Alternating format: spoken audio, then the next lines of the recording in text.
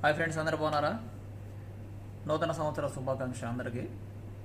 ముఖ్యంగా చెప్పేది ఏంటంటే, ఇక నుంచి అయినా క్రైస్తవులు కానీ మత పెద్దలు కానీ మరి ఈ దేవుళ్ళని ఎవరైతే పూజిస్తారో వారందరూ కలిసి బైబిల్లో ఉన్నటువంటి సబ్జెక్ట్ని సమాజానికి చెప్తే ఈ దేశంలో పేదరికం అనేది ఉండదు. సమాజము దేవుడిచ్చినటువంటి లా అండ్ ఆర్డర్ అనగా ప్రజాస్వామ్య వ్యవస్థలకు అంటుకొని పోయి చక్కని పరిపాలన వచ్చేలాగా ఉంటుంది. మీరు కనుక బైబిల్ చదవకపోతే సమాజం చాలా నష్టం పోతుంది.